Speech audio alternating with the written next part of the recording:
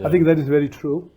And that's why the Germans are celebrating night and day, simply because we are having so many people talking about the same issue. Yeah. And I think that's one of the reasons why we as an advocacy group came about. Yeah.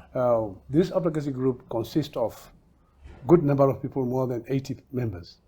And all these people are coming from all different dynamics, all sort of works. They're all representing their political parties, their traditional authorities. So we are a very diverse group. And the intention is to see as to whether, because whether we like it or not, politics have its own activities going day to day. And if the genocide is an issue where, coupled with their day to day, if there is any hiccups with politics, the genocide will always take a backseat. And therefore, it will allow other things to, it will allow it not to be concluded. Yeah. The issue with the traditional authority, which I believe that I'm also thankful that it has been really rolling the ball on this issue. When there is a little bit conflict in them, then that thing is taking backseat. And the number of people that are talking about that issue is too big. It's too much. And therefore, we in the advocacy, we hope to have a one voice at the end of the day, whereby each and every group that is really concerned with the issue of genocide reparation will delegate a group of people and take it as a project. Because as far as I'm concerned, the genocide is just a project. It's not something that is doable for years and years.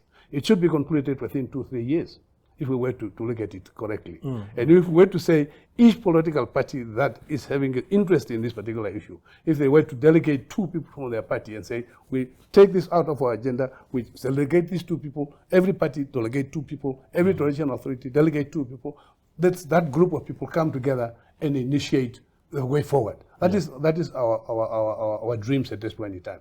That way we will be talking one language and we'll be saying things that need to be said by one person. Hopefully this will become a reality. Will we ever reach a point, Uncle Chris, where the 2 affected communities, the Namas and the Navaherero, each come to a unified position and say, in terms of the length of time it should take to pay us, this is the time that we collectively agree on, this is the quantum that we agree on, this is how this money must be used, and all that. Will we ever reach a point where there is that total consensus, or whose view should be taken? That's correct. I think that's why I came up with the conference issue. The conference issue was not only for the Herero-speaking people, I included the Namas. If the conference were to be called upon, and we all locked ourselves for a week of whatever days it requires, and we discuss, thrash out everything that we need to talk around genocide, from how we need to approach it, and should the money be released, how we're going to utilize it, and what calculation methodology can we use. I think these are the things that I'm calling for the conference, to be able to have one voice and one way of spending this money. We cannot get this one want cash, this one want project, this one want this, and also the issue of projects. Because we have people in diaspora that sitting in the north of Cape, sitting in Botswana, sitting somewhere all over Southern Africa, that were pushed by the bloodless colonizers, the Germans. And these people need also to benefit from this particular reparation that we're talking about. So therefore, we need to reach consensus in respect of what is happening. When we call this conference, all these issues are put on the table, we need to look at that and negotiate around that and get one document that will be then one voice for everybody. Do you think reparations must only come in the form, I mean, you spoke about land that your father and your grandfather occupied. How must we go around restoring some of that land? Because, or do we say, look, if money is advanced, cash is advanced, then forget about the land that was taken? Or will we buy some of that land back? What is the best way to approach it? I think that's where the one man's decision is difficult. The way to approach it is through that particular conference. The land that was taken away, unfortunately at this point in time, what we're talking about, the Constitution has written in such a way. It's actually a Constitution that is protecting Europeans more than protecting us, the properties, the ownership. But if all were correct, most of the land that now been either sold out or returned should be reserved to the people that have lost it. Unfortunately, that's the reality of it. But we also cannot say we are the only people that need the land. There's a lot of people, because we are also having settled land where we are, even though it have cost us a lot of money, we have lost in terms of moving to those particular area where we are. But I think that this could be a decision where we all come together and decide what to do with the land if it returns. But I think it's very difficult to be able to go to that proposition because you will never get that land back. But most likely something worth a while for one to be able to look for a different land or to be able to cultivate whatever land you have to move forward. Yeah, absolutely. So, so this idea that we spoke about earlier about the descendants of the victims, taking the lead. Do you think you need government at all, or do you actually wish for a scenario where government, backs off completely and then just let you and the Germans negotiate? No, unfortunately, I would be crazy to do that. Yeah. I would need my government at all times. But the government also has to show that they are for its people. At this point in time, I'm swallowing it very heavy and difficult to see whether our government is for us, the descendants, or is it in bed with the Germans? I really, because what is on the table today is a project money.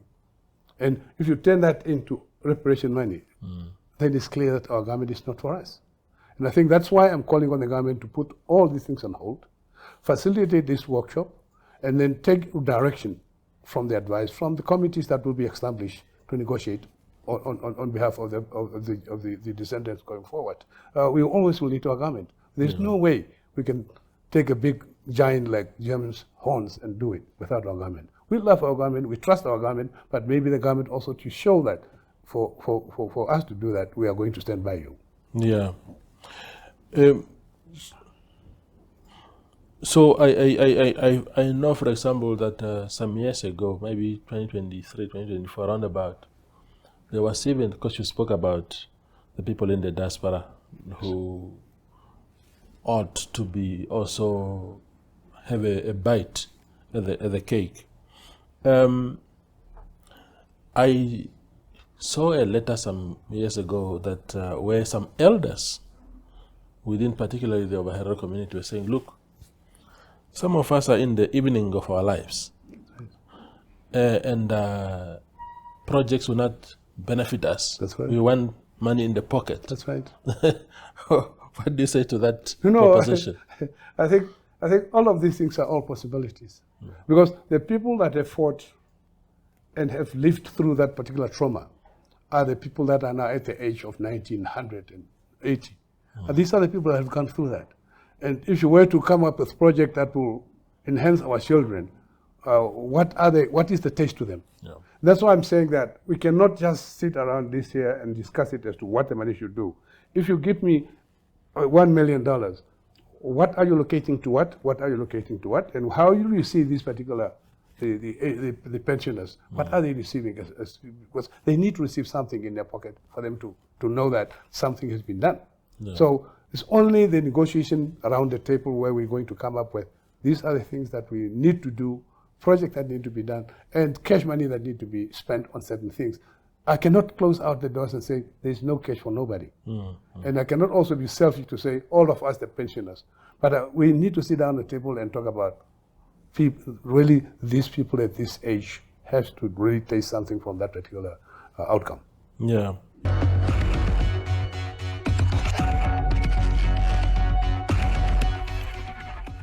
Well, we want to invite a lot of SMEs and businesses, Namibian businesses, to be there to showcase their products and their services so that they can engage with the oil and gas operators and see how best that they can supply.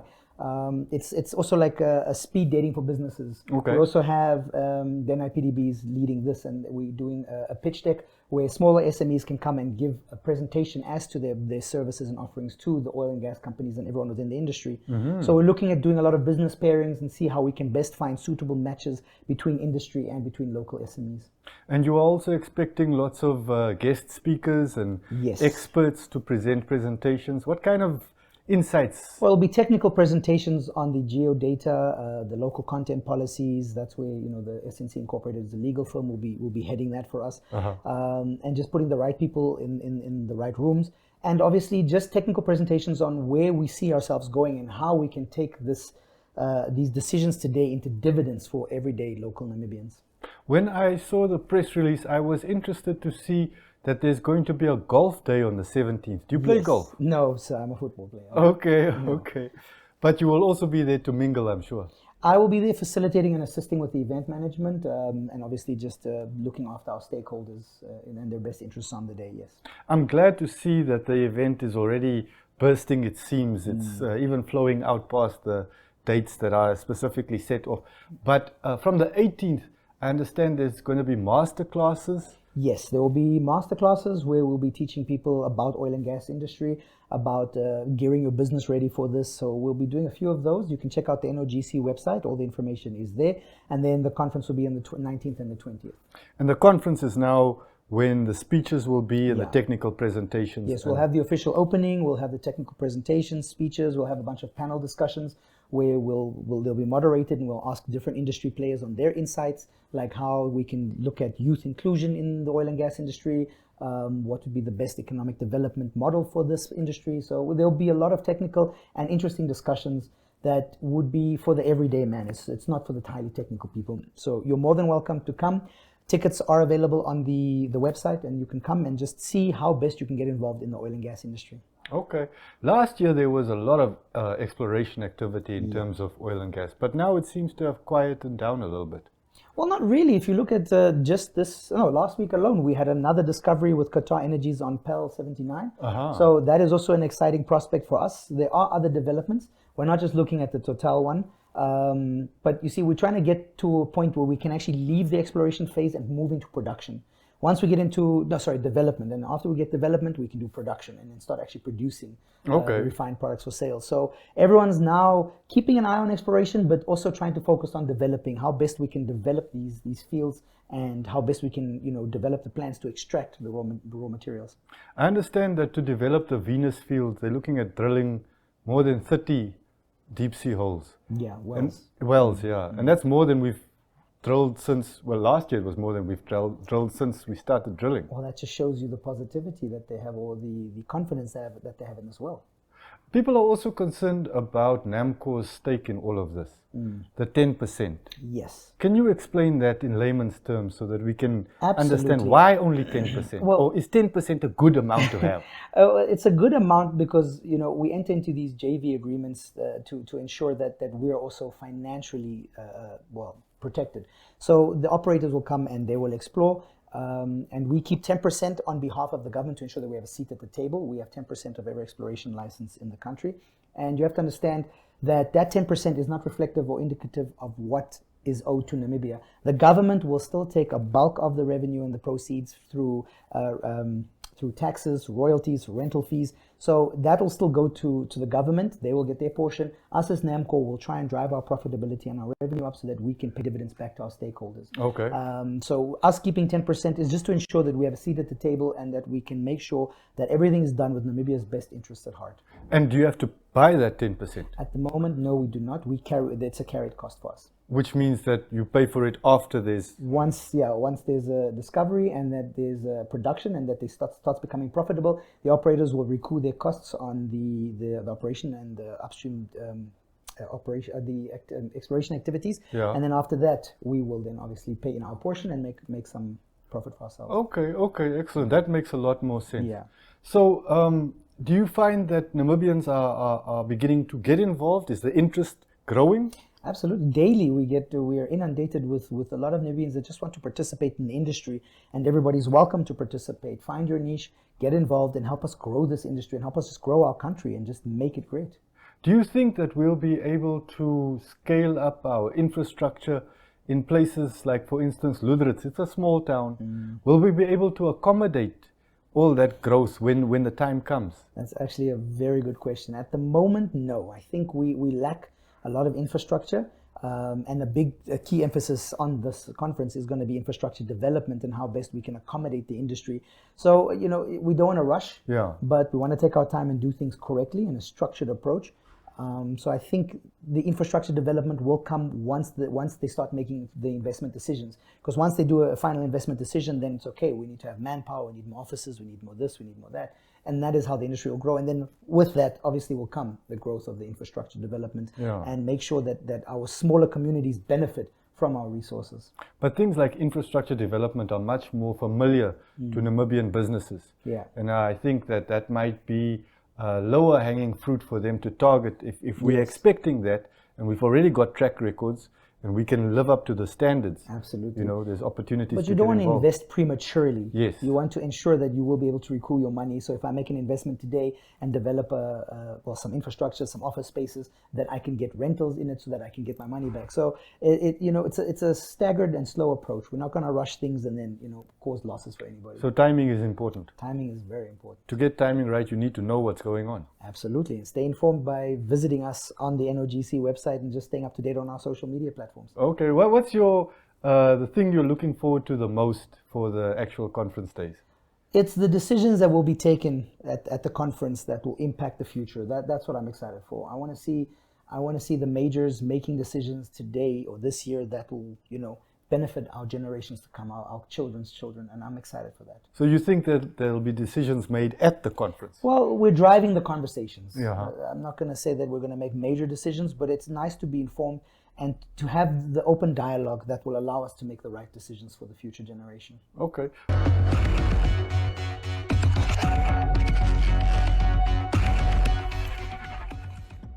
I don't think there are things that separate me from her. Yeah. And I also do not want to delve into that. Yeah. And speak of my opponent. Because like I've said, we are cut from the same cloth. Yeah. We went through the same school of leadership, which is NANSO. And I think we also share the same values. So I think we are much more similar than we are different. Yeah. Because we have been groomed as student leaders. What I can do is speak about what I can bring to the table and the kind of NYC that would be under my leadership. And that's the NYC that is, number one, is united. Because as young people, we are too much divided, whether it's on political affiliation, whether it's on race, class, and other issues that divides us. So for me, the paramount issue is unity, is to ensure that young people are united for a common purpose. And that purpose should be to ensure that all our young people get fair opportunities.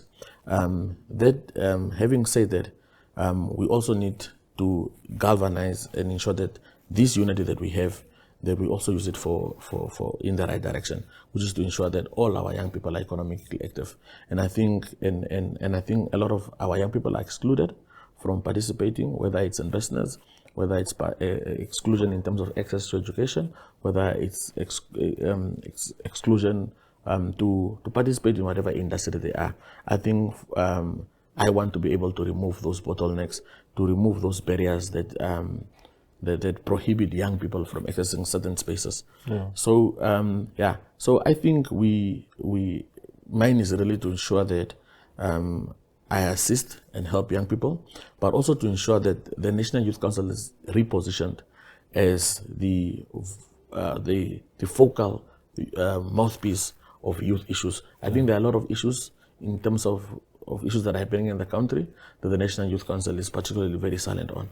And those are unemployment, issues around sexual reproductive health rights, issues around access to funding, issues around the housing and rental crisis, issues around access to funding, whether it's for tertiary education or whether it's for business. So there is a lot of issues that we think or I believe that the National Youth Council should be able to spearhead. And I think we forget that the National Youth Council, one of its objectives is to ensure that it's the advocacy of young people in terms of how we engage government, is to advocate for the participation and inclusion of young people. Yeah. the Swapo Party Youth League, which you say you are part of, last week just came out with a statement on Friday last week endorsing your rival, Esther Simon here. What do you make of that? Because, I mean, two members of the same organization, and the organization throws its weight publicly behind one person. Yeah. No, I respect the decision, really. Honestly, I respect the decision of the Swapo Party Youth League as a disciplined member, that they have thrown their weight behind Esther Simon. I think, having said that, I want to make it clear that I am not doing anything outside the confines, I think, of that particular constitution. And I must make it clear that the Namibian constitution allows us to freely participate as citizens. And I think that right is protected by Article 17, that allows us to, as all citizens, to participate in public affairs, whether through ourselves or through elected individuals. And I think I'm only exercising that right, just like Esther is also exercising that right to participate. And I think that is further cemented in the Swapo Party ideals around justice, freedom, and solidarity. And those three values are just not values that are in the Swapo Party constitution, but it's also values that we've grown up with. Being a member of the party, we've grown up with these ideals. And those are the ideals also that our liberation heroes went and fought for. Yeah. So I think it's the justice for us to participate, all of us, in a fair process that allows young people to choose whoever they want to choose. The freedom for us as young people to choose whoever young people want to choose without a predetermined outcome. Yeah. And the solidarity for us to be able to unite together in whoever and rally behind the person that wins. I will be the first person to congratulate Esther, as well as also to ensure that everybody that supports me supports her if she wins. Yeah. So I think it's those ideals, and it's those ideals that allows me to stand. I've met the requirements as per the NYC Act. I've met the requirements of the election guidelines assigned by the minister. So I think, in as much as everyone is exercising their right to endorse whoever that they want to endorse, I'm also exercising the right as an individual person to participate in this process.